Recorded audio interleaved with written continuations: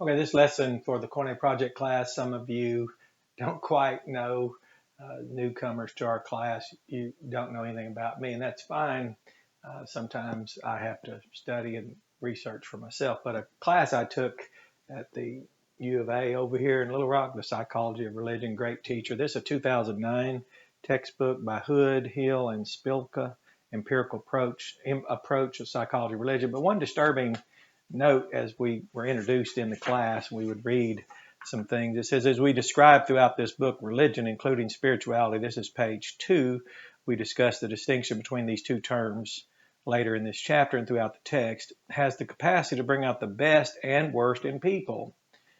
Every day, the mass media report instances of religious conflict throughout the world among those who adhere to different faiths. Many social problems stem from conflicts between religious groups. In recent history alone, we have witnessed tragedies in the name of religion in such places as Rwanda, uh, Bosnia, Sudan, Northern Ireland, Afghanistan, Indonesia, and Iraq, among others. The events of September 11, 2001 and July 7, 2005 have brought this reality closer to home for those of us who live in the United States and the United Kingdom. Supposedly more religious, pluralistic, and tolerant societies uh, supposedly the United States and United Kingdom are supposedly more religious, pluralistic, and tolerant societies until we remind ourselves of abortion clinic bombings and the many cases of arsonists targeting church property. And how often have we heard about tragic cult practices that resulted in mass suicides and other inhuman actions? Well, I was early on introduced to Dr. Dr. Walter Martin was an early Baptist apologist, and of course, cults were something I held a great interest in because I didn't understand that if someone used the word, let's say Jesus, I said, oh, well, they're talking about Jesus. Or if they said Bible, I thought, well, they're talking about the Bible. Well, in my naivete in high school, I'd left the ecclesia when I was like 10 or 11. That is, we had a highly trained, highly skilled subject matter expert, specialized knowledge pastor in our town in Jacksonville, and the worship was very sober, reverential. Uh, you know, father sit with the mother, and the children sit with the family, and we would all come in, and it was very God honoring, high glory to God, and gratitude for the good and that we all enjoyed and lived, and we were thriving in that. And then came along a charismatic trend, and back then nobody knew what that was, but it was because of a negative externality in the convention system of the Southern Baptist Convention. Yes, I'm originally Southern Baptist, so that proved to be a negative externality was it would be viral. Whatever happened in one, it would permeate all those churches. So my father not being trained, he just told my mother, get the kids, and we left. So it would be not be 15 years, it'd be more than 15 years later before I would present myself June 14th, 1987 to the ecclesia in Jacksonville and participate. So Dr. Walter Martin cult's reference somewhere in there in high school, a professor was, let's say, a Mormon, but he used the same jargon. He'd say Jesus, he'd say gospel, he'd talk about the upcoming holidays. Well, I had no idea it was term switching and different things like that. So this early Baptist apologist really helped me. And when I learned of the Baptists through their history, and as late as 2012, you can read in this excellent book, John Meacham, Thomas Jefferson, The Art of Power, he speaks of the Baptist people quite well and place it in the historical context, the significance of Baptists, that category of people who preached the gospel and baptized those who believed it without license from the state, nor did they support state-established religion. Thus, we have no church in the United States. So those were extraordinary people. And then as I was studying about my family, then how in 1838, the Indian Removal Act under the purview of President Andrew Jackson relocated those people, displaced them from Southeast United States, and of course over 4,000, perhaps more, perished in that journey. Well, who could walk? I mean, civilized tribe, as the phrase was known, they had never known what it was. If I had to start walking now, I'd probably just make it to the end of the driveway, and people would say, "Oh my, Another trail of tears. How far did he get? Well, he left the porch, made it to the end of the driveway. So the trail of tears, and the tragedy was because no one was designed or had the resilience or hardness for just walking out and exposed to the elements. So then later, my grandmother, born in 1906 on that concentration camp, Kingfisher County, city of Dover, they came to Arkansas. So by the time I was born in the Baptist hospital, I didn't know the Trail of Tears and the Trail of Blood had merged. And that is, Baptists walked on the Trail of Tears with the the Native Americans. So the Trail of Blood crossed with the Trail of Tears. So yes, I'm aware there's very crass and crude people out there. And one blog site wrote mopping up the Trail of Blood, and they were talking about the anachronistic, fallible features within the Trail of Blood. And I'm thinking, but the book is referring to the Trail of Blood, which is not anachronistic, which is not false. There have been people who would rather die than come under the purview of a earthly king, tyrannical, who would refuse their right to worship God truthfully and to honor Jesus as their king. And as the sentiment was to one of the tyrannical kings, I think it was James maybe, or who knows, maybe. But the idea was we had no sovereign but God, no king but Jesus. But then here's the Martyr's Mirror. It's a record of someone really bothered and worked hard to keep these records. Now, I'm certain I could go through here, sift it, and just find all types of things, but that certainly would not show someone who wants to learn and be educated. But again, you'd have to be what the title of the video is, Just Another Dumb Empath. And I noticed that because in history there was a saying, there was something about a dumb engine, and they spelled it Engine, engine, like a motor or something. But empath, it says that we really like to solve problems, and we don't like to see irrational conflict, as I was reading from in that course, Psychology of Religion. Also, it says something about empath, this little book, which I won't quote enough to need to. I'm not really going to violate. I'll put this reference this book. It says they seem to have access to information that scientists might spend years trying to attain. For example, well, I don't need to give examples, but it's interesting that empaths, and I know a lot of the professors at our seminary who were pastors and professors, they had a great burden, or if you will, empathy, to give tools to pastors who could go out and work on the field and actually train and equip people. And that's a big deal. And if you're not aware of how big a deal that is, then maybe you just appropriate, let's say, a fallible construct, or you're born into some identity, as I have listed on the board. Maybe you're Catholic, Protestant, Judaic, Islamic, occultic, New Age, or denominational 1, 2, 3 to infinity. We all are. I didn't choose to be born and reared in Arkansas, and I don't mock my own accent. I certainly wouldn't be so arrogant as to suppose I intended that.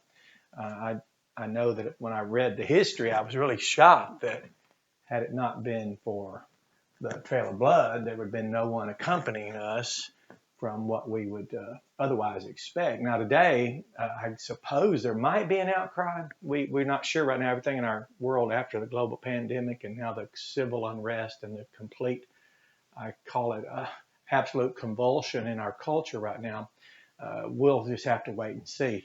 But then to move on from the cult reference Bible, the study of church history, the study of the philosophy of religion, the psychology of religion, multiple degrees and all this, and then you get this wonderful analytical Greek lexicon, this dictionary, and you start learning all these words, you realize that, well, what's all the, I guess we call it the phonetic fighting about? Because now we have constructs, and there's all types of forms of Calvinism, Arminianism, Lutheranism. I put the number 2 there because it's not just a construct, there's actually a denomination. They call themselves the Lutheran Church. They have their buildings, they have their confessions, they have their leader, Martin Luther, 1517, October 31st, he began that initiative. So now it doesn't mean, as we all know, that anyone in these, it doesn't mean there's any corresponding knowledge to the Bible. For example, we all know people who say they're Republican. When I was born in Arkansas, I was born into a family who was Democrat. Then later, my father called us in to say, boys, we're Republican. It probably had a lot to do with his job, his career in the, let's say, an ammo manufacturer. So he began to be really pro-gun. And now I think this entire state is all high conservative, right-winger, I think is the word people use, who like to diminish their neighbor. And United States, hardly united, but at least we're states. But Empath, really, we work hard to see the solutions. We see from a point of view from where no contradiction appears. So what would we do, since now you do know that if you were to talk to someone who identifies themselves as Catholic, they might be supporting something today that was once opposed by them. And Protestant, which is this, just seeking reformation. They wanted to reform the Catholic Church. And you can read all that. But, and then, of course, Judaism was there in the days of Christ. And there's a website called Jews for Judaism. So, and then, of course, we know about Islamic, occultic, New Age denomination. Again, like I said, my interest peaked when a Mormon professor would use words that, and then I was too ignorant. I committed what we call the fundamental attribution error. I was attributing to him because he was using words that were familiar to what I had learned in Sunday or remembered from Sunday school. So as you work and solve this, you'll notice that a lot of these things, like for example, you might meet someone that identifies themselves as Calvinist, but they don't know the difference when you talk about regeneration. They won't notice, for example, they won't notice that they don't notice the difference between a finite verb, that verb pistu o g 4100, and then they won't notice the participle. And from that verb, so, and what can you do? Nothing, because once they've appropriated the identity, the construct, and then they've invested themselves, as one scholar told me, you won't find people very interested in what you have to say, should they have an extraordinary interest already invested in not listening, not wanting to learn. And again, that's just like North and South. I just gave you the only rationale I ever had for being a Democrat was we were born here in a state that was predominantly Democratic, and now it's become Republican. But it doesn't mean the number of degrees in political science in the state of Arkansas have increased. It doesn't mean there's any interest in that. It doesn't mean that people have come out from among this. And of course, we can read about the conflicts of religion studied in universities. And we have what we call a civilized religion in our culture.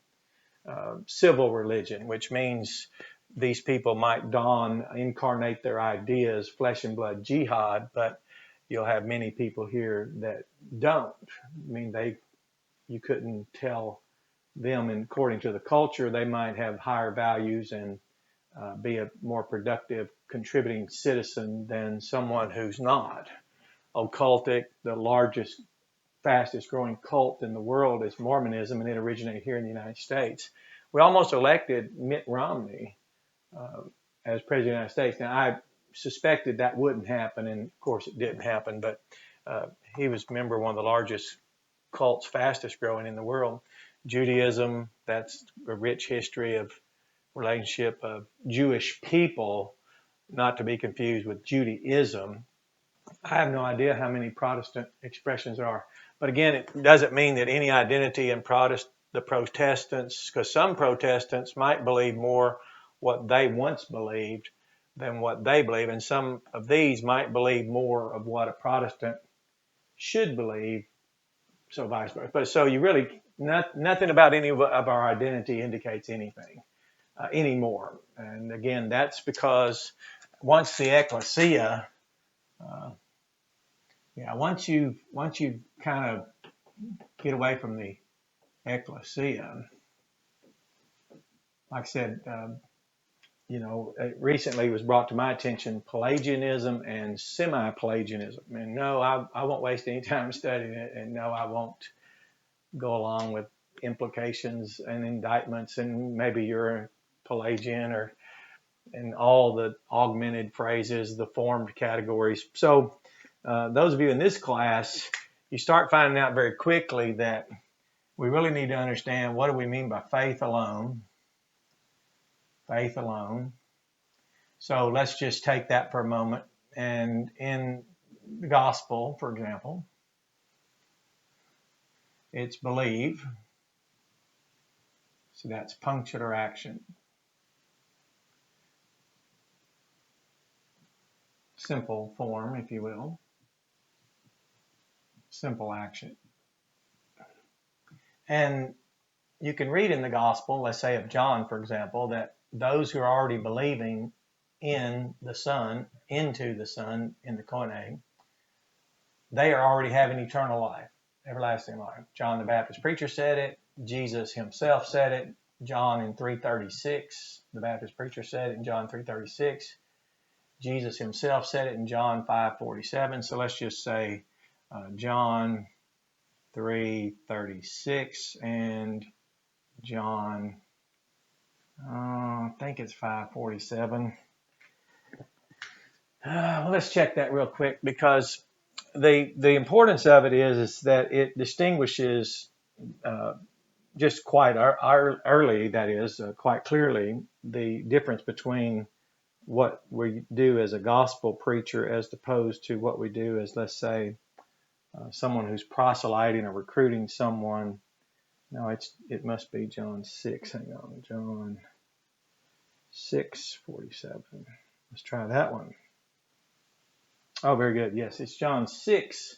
I don't know why, but I will know when I'm wrong, but it doesn't mean I know what was right. But so there it is. So the one who is already believing into the Son is already having everlasting life. Now you notice that's complete break from religion. All of religion, man's religion, is a way to engage a process that through compliance and performance adherence, you accrue and secure yourself until you stand before the Lord and ultimately find out, I suppose, if you are or not. Now, the problem with that is that would mean that the empaths don't exist. And we do have people on the earth with the inner guiding disposition called compassion that leads us and compels us to help. We are constrained by the love of Christ. We are, as Paul said, those who are doing extraordinary things, but it's the grace of God with us, in us, doing that, not us, because we would tire soon, especially in futility. You remember Jesus said, "Come unto me, all you are heavy laden, and I'll give you rest." That's the word pause, transliteral term, as in push the pause button, because the futility of trying to perform and jump the hurdles of the Pharisees and to go through the hoops of the Sadducees and to always have it changing. It's similar to people who advocate the law, works of law for justification. We have 613 law codes. Now, they won't know that. 360 negative for each day of the year, and then 253 that correspond to the physiology and anatomy of man. So go ahead. And when you do those, you have thought crimes.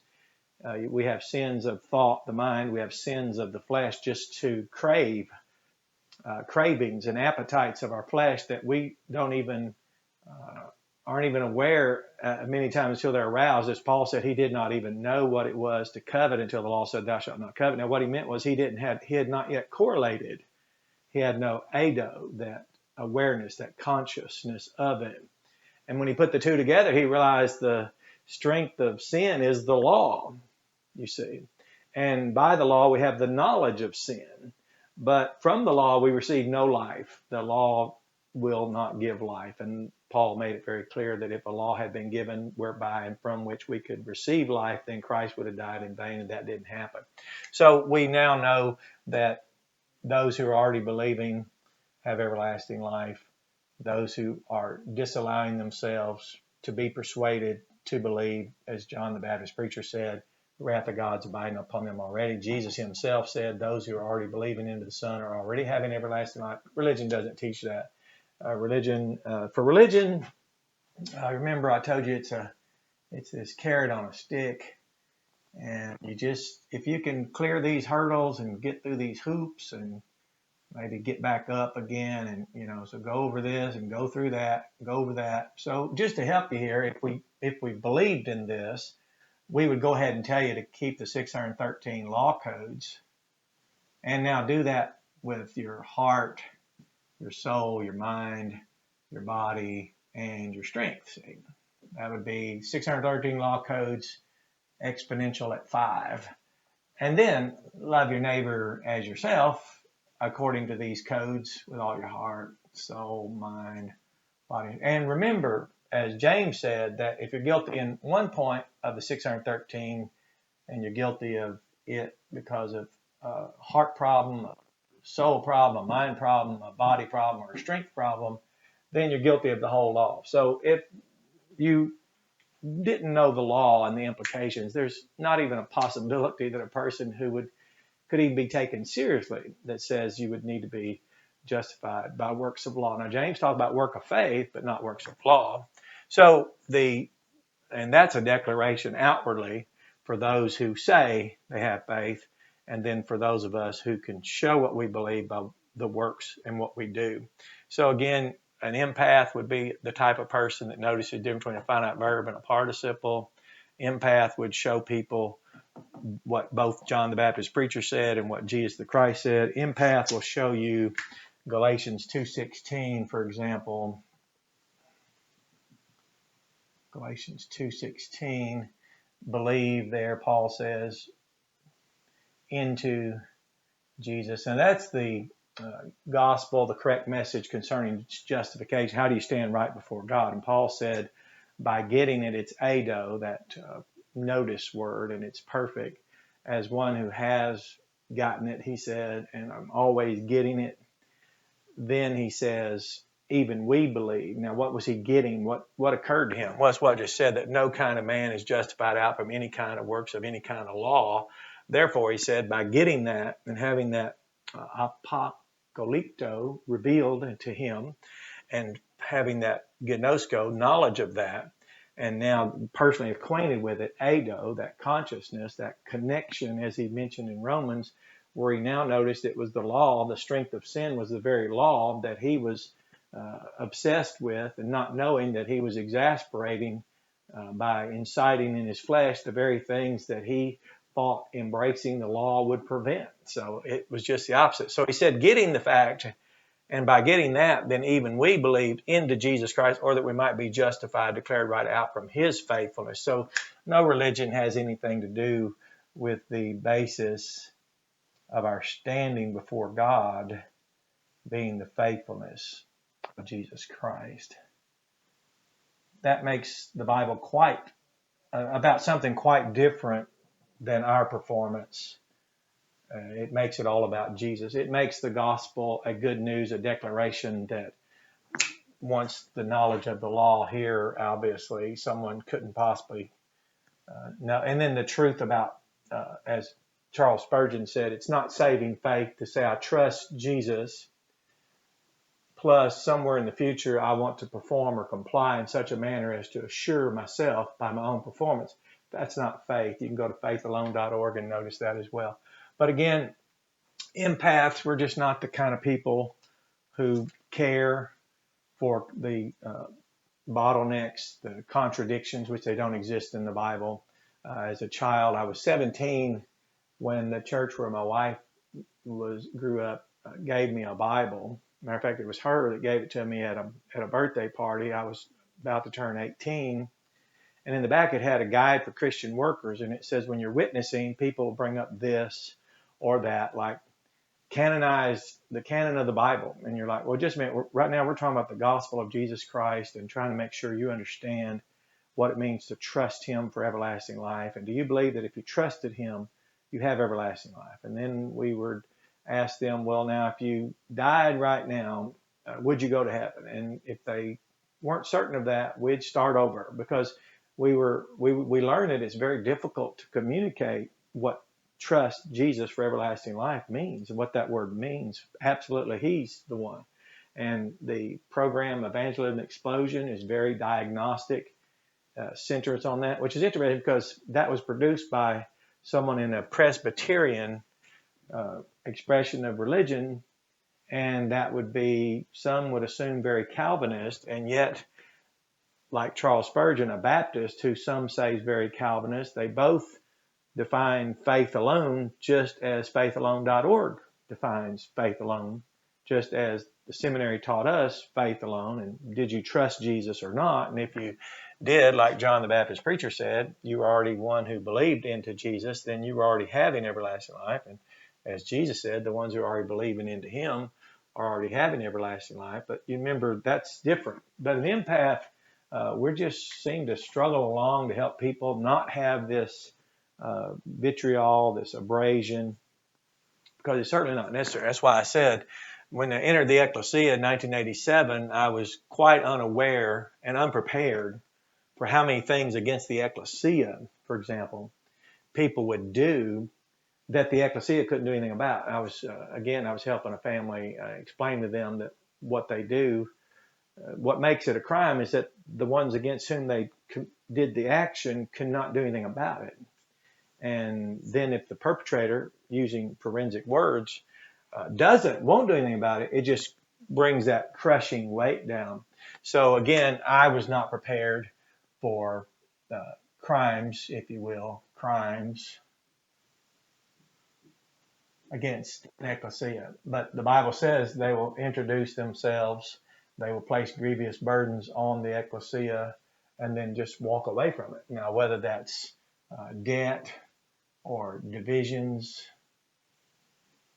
And again, I noticed that people would go have their subsessions, let's say that instead of schisms, but they wouldn't have us all involved, because those of us who were left out of the cryptic cell meetings, if you will, these weren't Bible cell study groups for the Bible, they would never invite those that would be left bearing the brutal weight of the consequences of what they hope to perpetrate against the ecclesia.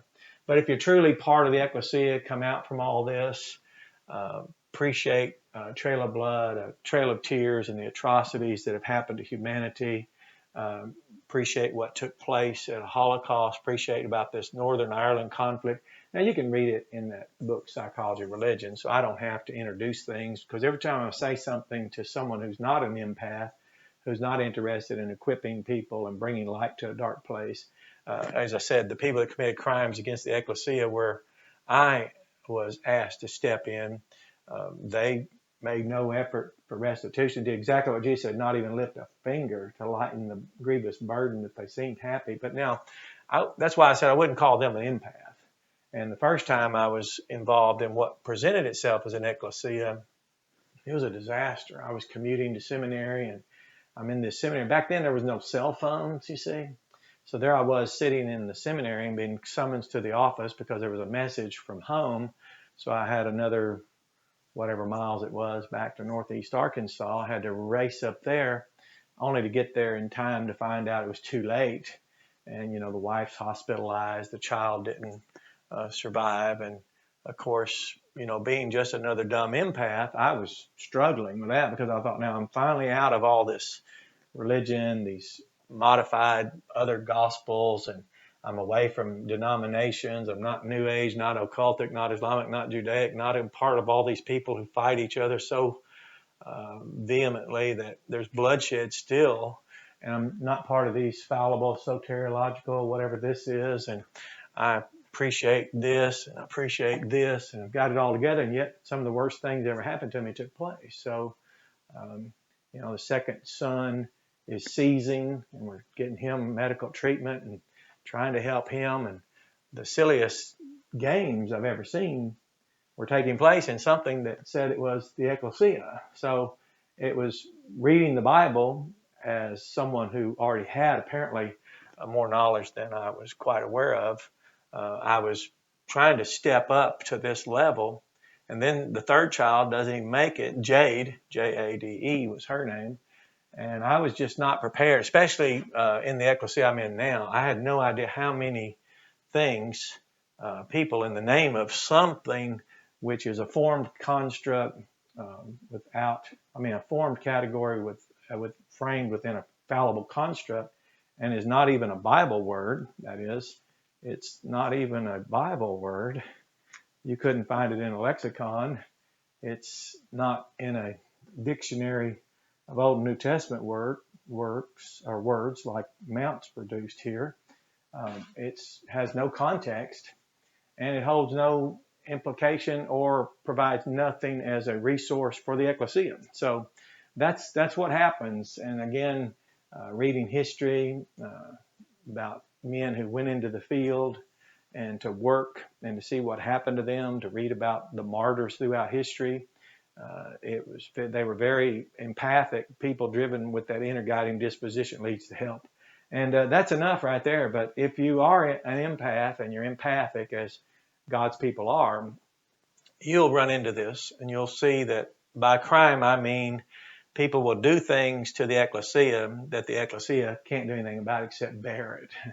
And whether it's liabilities, whether it's debt, whether it's division, whether it's negligence of stewardship, I can't even begin to tell you. When I ran into a young man, Brother Woodside, telling me that he has a ministry to go out and help pastors who break on the field and are under so much duress, I was not prepared to try to reconcile that kind of injury and harm and damage from Christ, who presides over the ecclesia. But apparently pastors have a very arduous time on the field, and certainly I would never, and it took me so long to reconcile my idealism, the ecclesia, with the realism of man's religion and propensities for division and irresponsibility and unjust stewardship, that by the time I got it all together, I'd saved the pieces, so to speak, saved the pieces.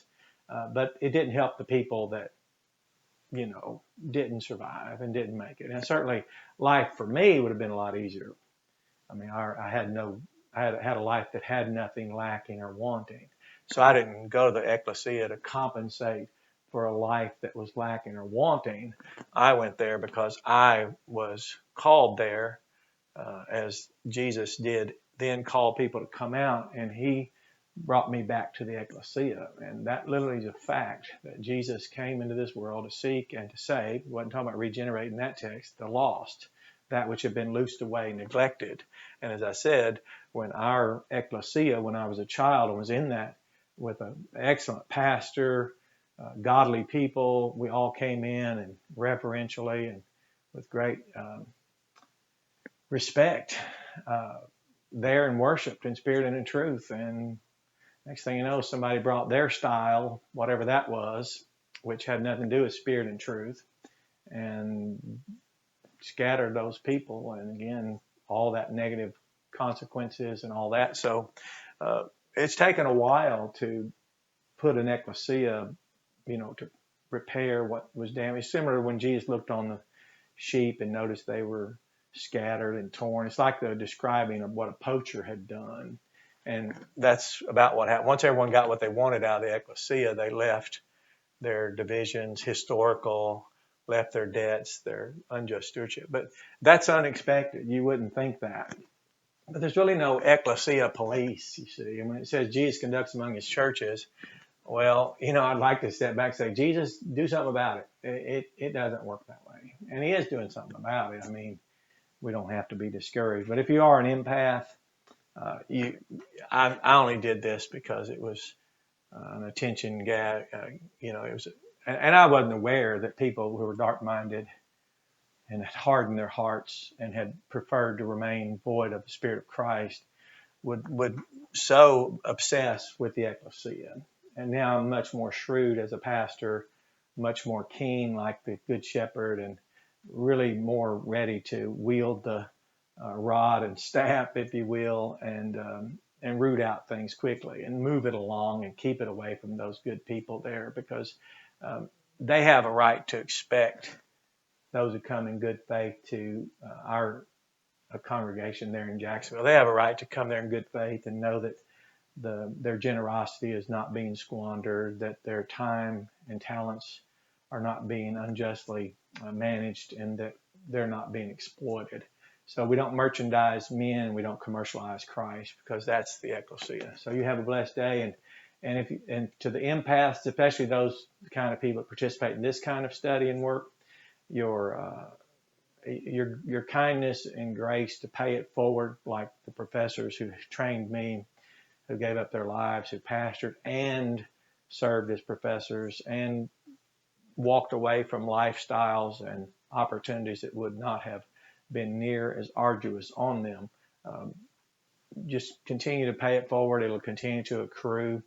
And then as the ecclesia where I'm at now has really become almost entirely empaths, and they all are people there that are empaths, helping and build up other people. So you have a blessed day, and be patient and keep the word of his patience. And remember him as you remain under the load. And it'll get lighter, as Jesus said, after these that come in and encroach leave away. And they will eventually when they realize, well, we can't do anything here. There's a pastor, there's deacons who serve, there's heads of households, there's husbands, there's fathers, there's brethren. And that's why we really like Father's Day, because without heads of households, fathers to their children, husbands to their wives, deacons who deacon, pastors who pastor, it's just silliness. So it wouldn't even be worth the time. So you have a blessed day.